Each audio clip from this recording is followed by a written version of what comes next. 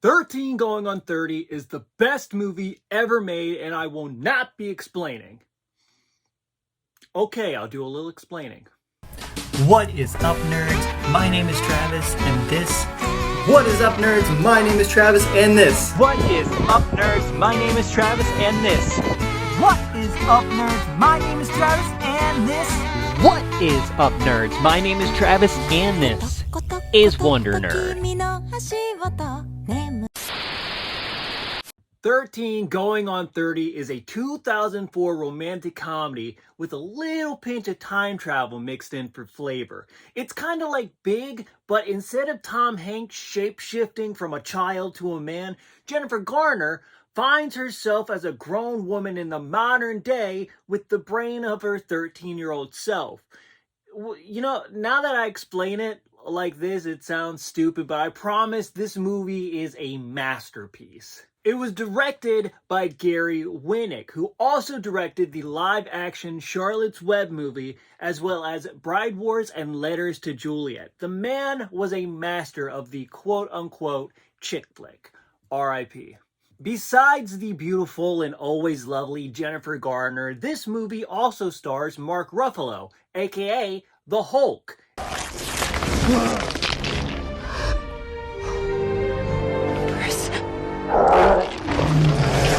An acting role model of mine who literally just got a star on the Hollywood Walk of Fame. So, stars aligned on this video. Also, Judy Greer, someone who, in my opinion, is severely underrated as a performer. And Andy Serkis. Gollum. Gollum is in this movie, playing a role that I'm almost positive was meant for Tim Curry, but Tim Curry was like, no. I'm sorry, that's a terrible Tim Curry impression. He deserves more respect than that. Fun fact, Andy Serkis did this whole movie in mocap. Jennifer Garner plays Jenna Rink, a dorky middle school girl who's so awkward she can't even take her school photo right.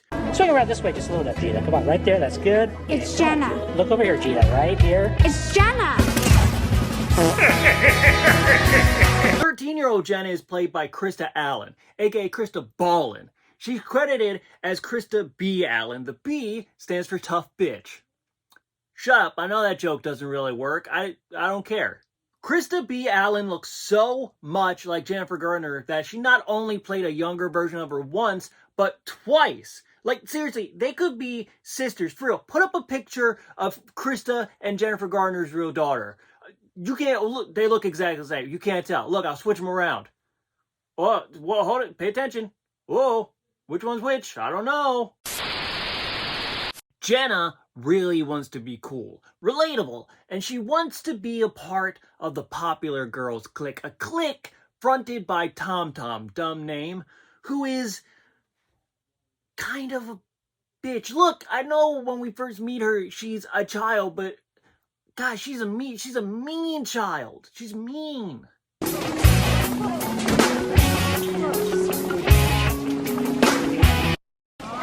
Hi, Tom Tom. Hey, Jenna. Hi, Beaver. How's everything at the dam? Jenna has one real friend in this whole movie, Matt. Hey, Jenna.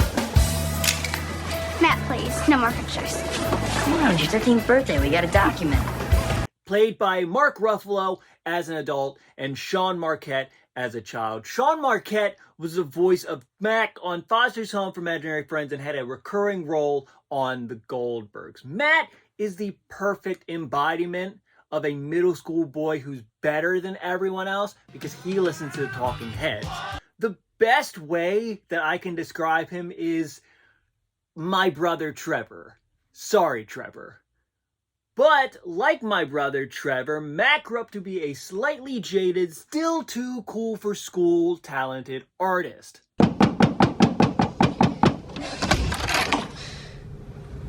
You're not Chinese. Matt clearly has a massive crush on Jenna. The only person it's not clear to is Jenna, because our protagonist must be oblivious or the all is lost moment is all for naught.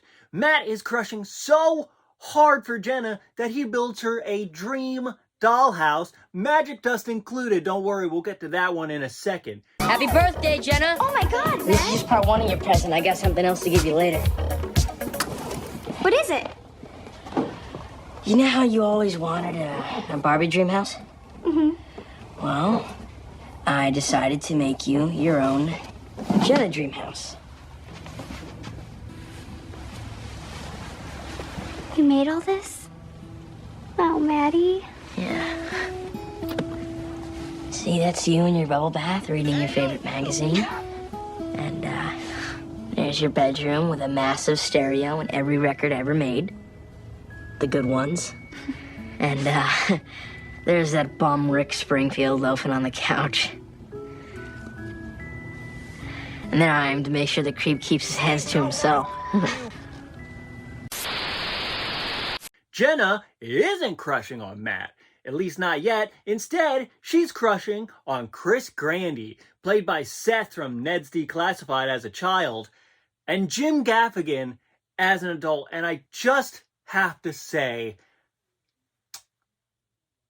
perfect. I love it. Jenna Ring. Yeah? Chris Grandy. So what are you doing? Are you married? Because if you're single, I definitely want a number. Okay, so the magic dust. Oh, almost forgot. Wishing dust. It says, this wishing dust knows what's in your heart of hearts. It'll make all your dreams come true.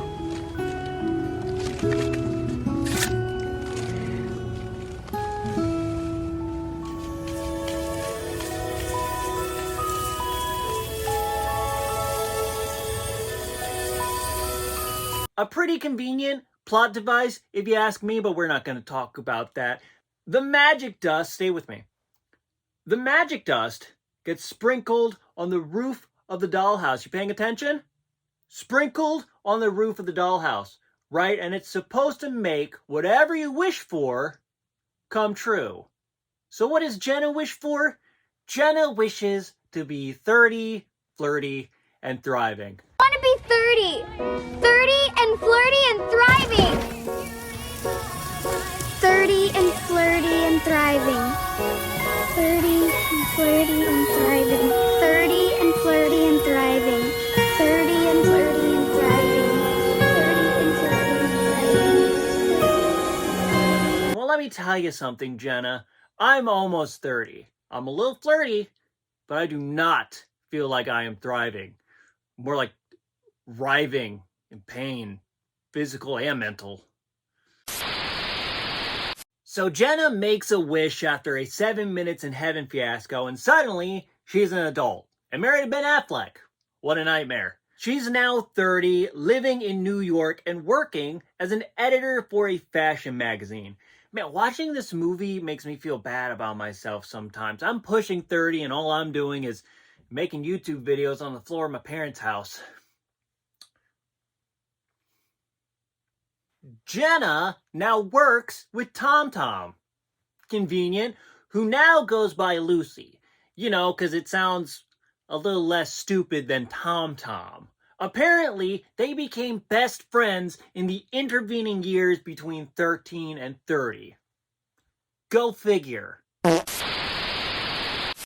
But Jenna finds out that her and Matt did not stay friends, and that makes her sad. It makes me sad too. I want to be friends with Mark Ruffalo. So she kind of forces her way back into his life. They do the Thriller dance. It's great. They reconnect and also develop romantical feelings for each other. But oh no! Mark Ruffalo is engaged to Lynn Collins, who's been in stuff, I guess. Look, I don't know her filmography off the dome, you guys. Shut up. I'm doing some shopping with my Jenna. This is Wendy, my fiance. Oh. Jenna begins to realize that the life she was leading as an adult is not the one she pictured herself leading as a child. She's lying, she's cheating, having affairs with people's husbands, dating whack hockey players. Ice, ice, baby. know, I want to cringe at this guy, but that's probably me. She's also been selling her magazine's ideas to a competing publication, but we don't find that out yet, so spoilers. We find out that the magazine is tasked with either redesigning or getting chucked in the fuck it bucket. So Jenna, having the mind of her 13-year-old self, sets off to undo her deeds and make things right. Jenna's also making friends with a bunch of children, which is weird. Like, I get that technically she is a child. She has the brain of a child that got transplanted into her adult body in the future, but still, it's a little weird. And I just floated home on a cloud. That is so romantic. Also, that's Joe Mantegna from Criminal Minds' daughter. Fun fact. Jenna turns the magazine into like a yearbook, I guess. I don't know what that has to do with fashion, but whatever. She's now competing with TomTom's conniving ass. So what does TomTom do? Steal Jenna's ideas and sell it to the competing publication. Bitch. Ready? The meeting's cancelled, Jenna. What, until tomorrow? It's over. It's over. It's over. Lucy. She took all your designs to Sparkle, everything. She's their new editor-in-chief. Your photos showed up in Sparkle online last night. Today they're in the outdoor ads everywhere. I mean... She can't take Matt's pictures. Those belong to us. She can't do it. And she is. She got him to sign this.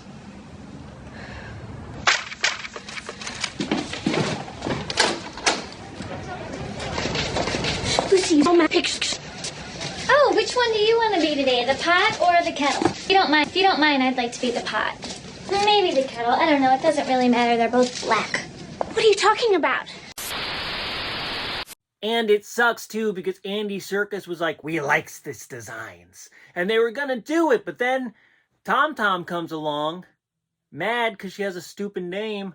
Jenna had help from Matt on the whole redesign. He was the photographer. So TomTom not only sold Jenna's ideas, but also Matt's photos. But she conned him into signing a release. So you kind of fucked yourself there, Matt. Maybe don't listen to the girl that called you Beaver in high school.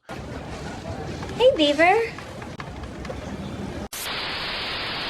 She also tricks Matt into thinking that Jenna isn't into him when he was starting to develop feelings for her adolescent acting ass, a la Poor Things. You really know how to pick them there, Mark Ruffalo.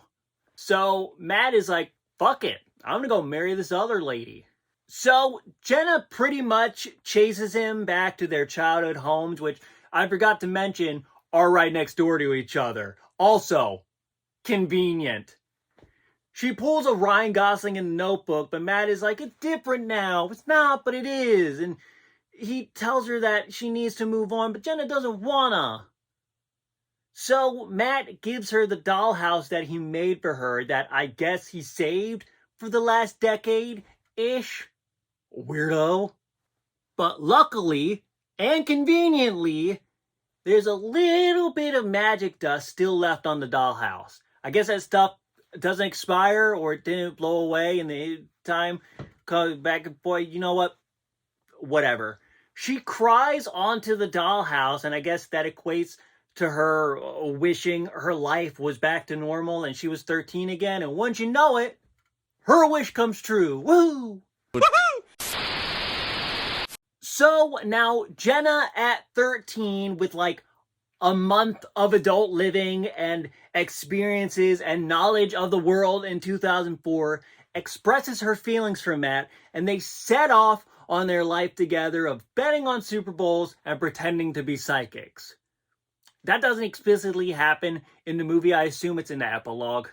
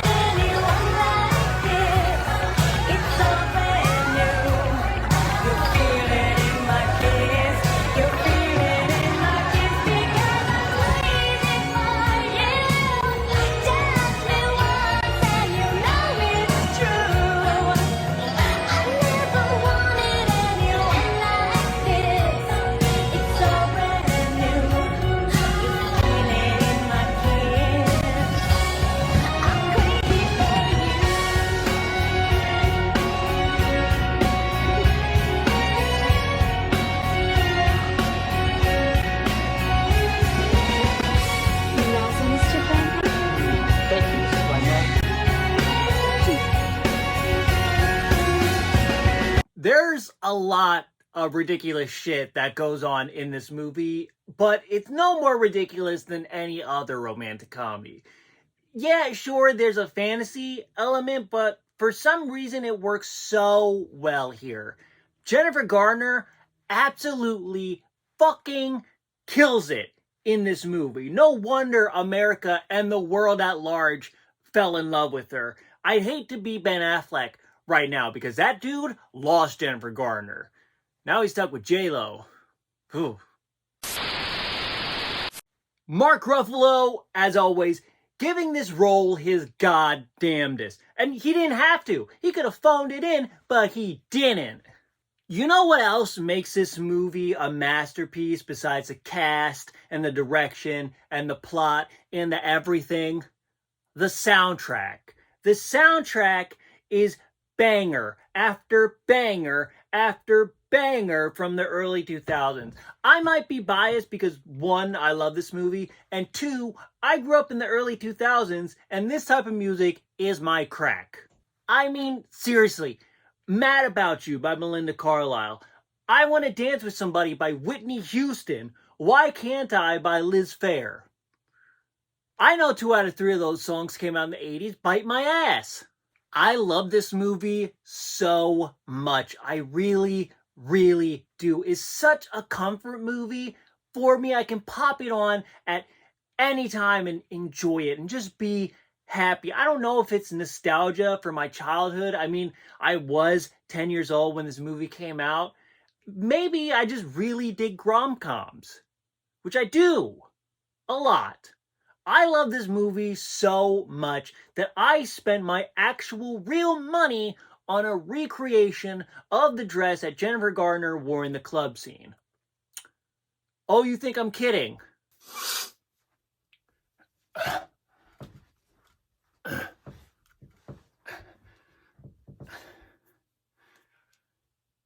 Your move, dipshit.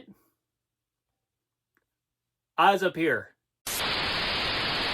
My name is Travis and this is Wonder Nerd. Hey, if you like videos about movies, TV shows, snacks, etc., consider subscribing to my channel because I'm here almost every Monday pushing out new content that I enjoy making, but more importantly, you enjoy watching. Thanks to the people who've stuck around. I'm really trying to get to 500 subscribers.